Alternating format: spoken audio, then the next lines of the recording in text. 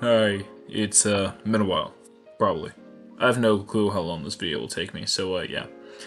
Anyway, you're probably gonna read the title, so I'm guessing you hate the nation of Madagascar. For me, it all stems when I watched the movie Madagascar, and just an utter hatred of King Julian.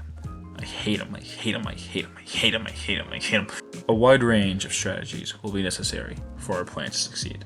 So I'll divide his plan into 4 main strategies. If I could convince the entire world that he has to be stopped, what's the minimum manpower and equipment to do it? My second plan is if I can only convince the nation of Mozambique to help us overthrow them. 3. Attempt to start a civil war within Madagascar. 4. A last resort. If you could personally find a way to overthrow the Madagascar government. Quick side note, I am planning on doing videos like this in the future, so this is the one time I want military tweebs to be a little nitpicky. Not too nitpicky though. First we need some ground rules, no nukes, Geneva Convention when applicable, minimum civilian casualties when possible. No nukes is obvious because it's kind of the end. It's a smallish island, so 1 nuke on their capital, especially because of how the freshwater flows. It's too simple and also lame. The second rule may seem crazy, but especially for the final strategy, we're going to need every advantage possible, and that may include violating some of these principles. Also, this may or may not be to cover for the fact that I've yet to read the Geneva Convention, and I'm unaware if all this is legal. And finally, avoid civilian casualties. It's a war sim, pretend that the loss of civilian life won't happen, it's a fairy tale. While it's only a simulation, I prefer not going full Warhammer mode and just trying to press the genocide all civilians button. Kind of boring. Final rule is you liking and subscribing. Please. Second, we're going to need to know our enemy, their capabilities, and their weaknesses. I will start with their weaknesses, which they are plentiful. According to the Global Firepower Community, they have the lowest possible scores in reserves, air fighters, attack aircraft, transport aircraft, training aircraft, spec ops aircraft, aerial tankers, self-propelled and self-towed artillery, mobile rocket projectors, aircraft carriers, copter carriers, destroyers, frigates, corvettes, submarines, mine warfare, oil production, proven oil reserves, natural gas productions. Good scorers in oil and the best score in natural gas consumption because they have nothing to power. Their only advantageous position that isn't below average or simply a symptom of another issue is they have a good amount of ports.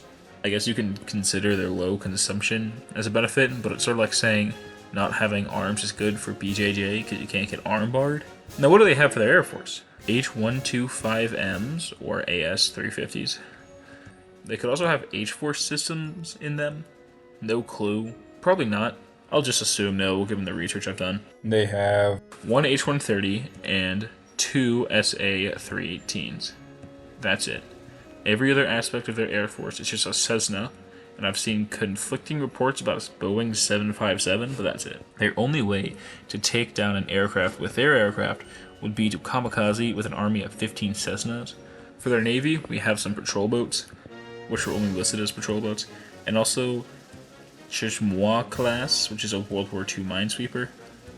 Their army is where things ramped up, as they have 12 PT-76s, which are 1950 Soviet tanks, 5 M101A1s, which are just World War II howitzers, 12 D-30 122 millimeters, which are Soviet howitzers, 8 82 BM-37 early World War II Soviet mortars, 8 M43 120 millimeters, which are late Soviet mortars. The final bit is they have some ZPU-4s, Soviet 1949 anti-aircrafts. So sadly, a singular helicopter and a fuckload of bullets can take down the entirety of their country, but it's certainly close. For now, I'm going to hold off on social issues in the region and potential local things, as 1, public opinion would be hard to gauge, and 2, the only reliable source I have on that stuff was from 2011, so it's a little bit outdated.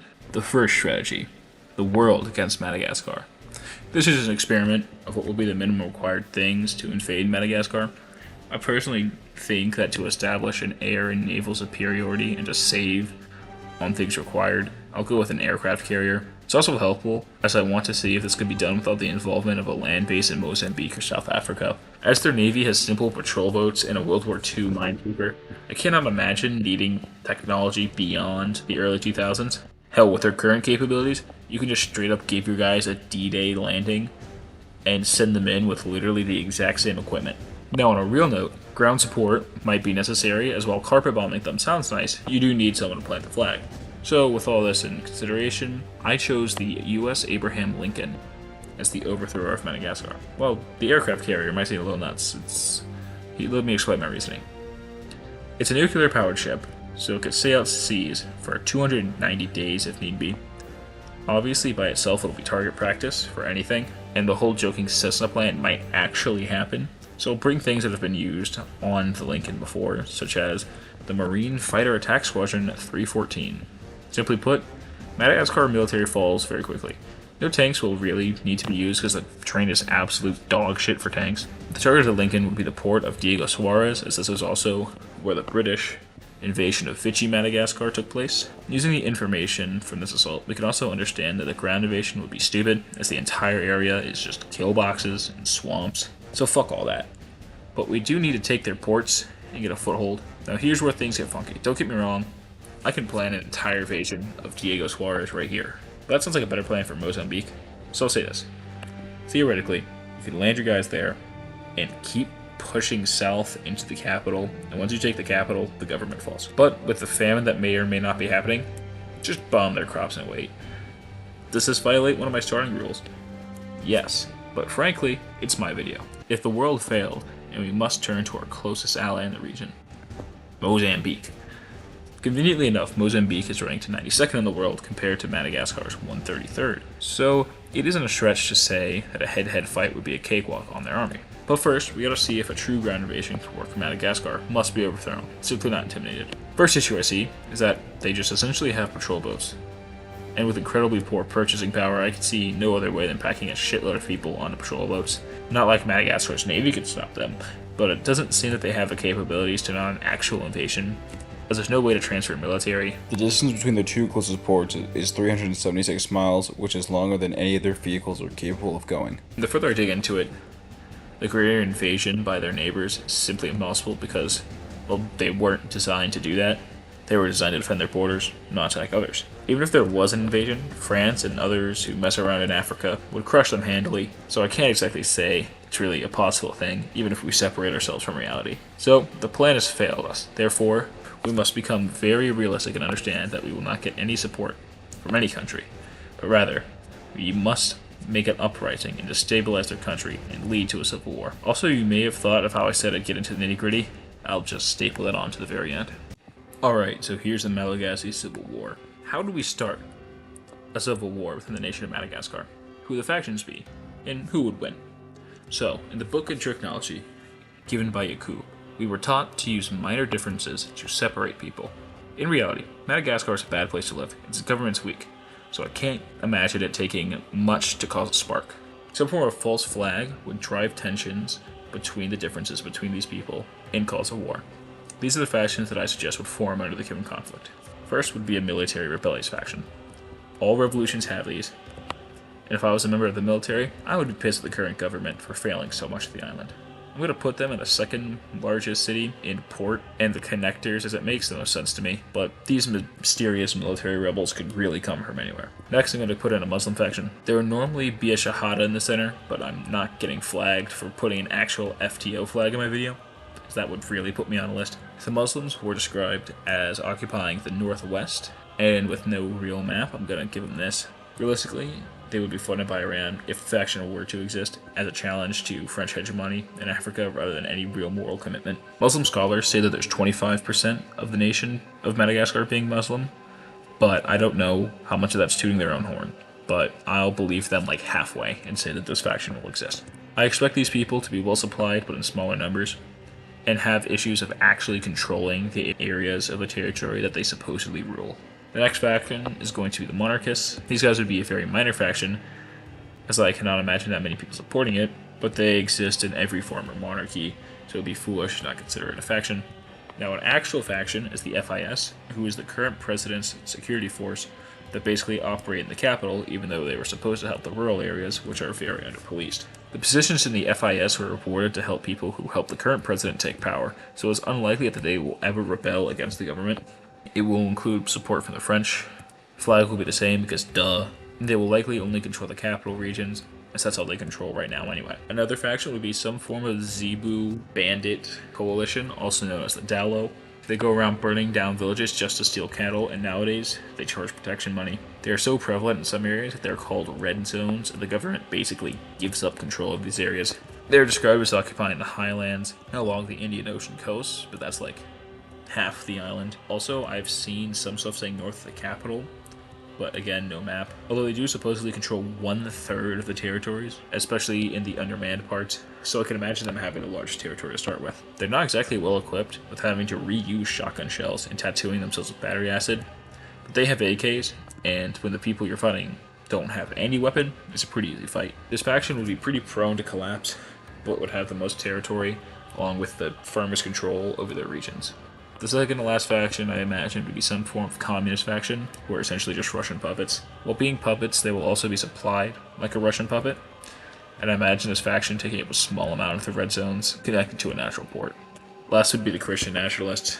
I believe the Catholic and Presbyterian populations would make some form of Christian nationalist factions, but if the faction does win, it would probably collapse. While a large proportion of the population is Christian, most people would value other things over being Christian and would ally elsewhere. I cannot imagine it being a simple takeover of a few territories made of military defectors in very sparsely populated regions. Who wins this one? No clue. But it makes for interesting a Hearts of Iron style map. But I had to put money on someone winning. It would be the military faction as I described before. It's comically large, and it's hard to get supplies to Madagascar, and the capital isn't exactly reinforceable. So they should be able to choke out the FIS, who I imagine would be the second strongest, and the other nations would lose interest. Alright, it's finally here. How could you, theoretically, overthrow Madagascar? Please don't arrest me. This is not a call to violence. Violence is bad. Don't arrest me. Please, please, please. Well, if you've been paying attention, you've noticed that all of Madagascar's strengths and weaknesses. So now you have to ask yourself, what do you want to do about it?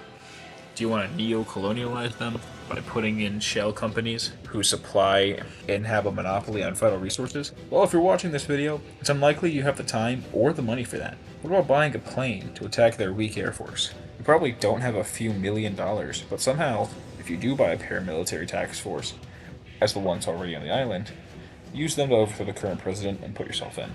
That's the money route. But let's say all you have the clothes on your back and you can afford one flight to Madagascar.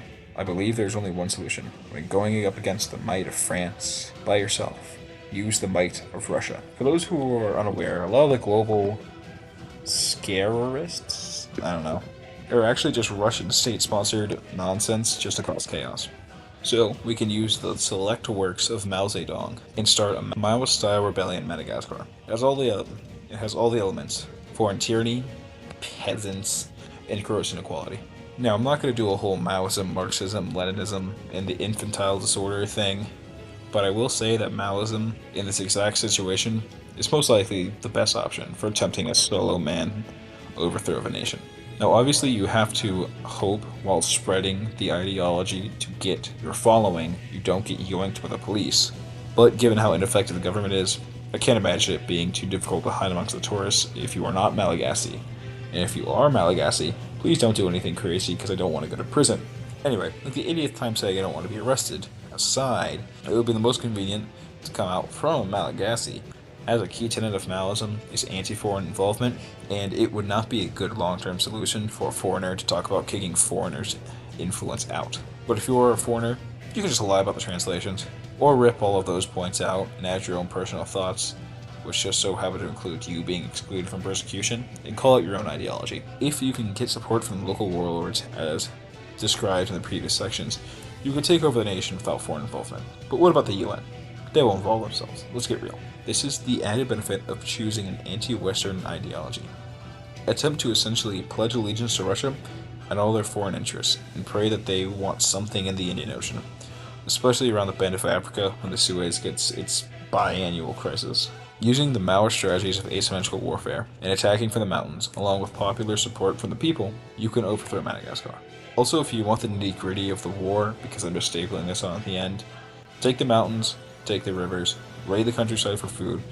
There will be around 9 bridges in the entirety of Madagascar, so take out the bridges when needed, as a way to isolate the areas from tank reinforcements. All of Route 4, Route 5, and a fair bit of Route 25 could be chopped up in waves using this attack method. Like, look at how many small rivers there are. As a revolutionary army, there's no benefit to allowing internet or radio signals to be broadcast, so just take those out. Also take out power lines when strategic, as while it may help you take a city or village, a great way to make a group of people who you are trying to recruit not join you is by significantly hurting their livelihood. I won't go any further into detail, which I honestly did plan on doing, but the issue is I would essentially just be saying X would happen because I said so many times, and the unknown forces and the enemy positioning on key chokehold points, its military secrets. I don't think it's possible for me to get into the nitty gritty. For those reasons, I don't think it's possible. I could use Google Maps or some other free satellite services, but like that will actually get my house rated, and the only photos I have are from Wiki. Anyway, at the end of the day, it's a draw from what I would call a winning position, with a score of 2 successes from the world invading, and then hopefully our rebellion, and 2 losses against the Madagascar government from Mozambique in the Civil War, as it would just be replacing one bad government with another. Well lads, hope you enjoy. I may do more with Civil War factions. The Civil War factions here. Probably not. I'll certainly be getting raided, but beyond that, I'll be doing more weird videos. Not really breaking my niche for this one, but I will go more insane later on. Okay, I'm gonna put this at the very end, because I'm not rewriting this entire video. Apparently they have 14 Soviet MiGs. I just wasn't informed about. I've had this video written for basically a month. There are only 2 military airports, and all of the planes have been stored since the 1990s, so it only really changes the military rebellion aspect of it, but if fast enough, there won't be enough time to properly train the pilots and aircraft, especially if the airfields are targeted in your attacks, though acquiring the necessary tools to damage an airstrip could be difficult. Anyway, bye.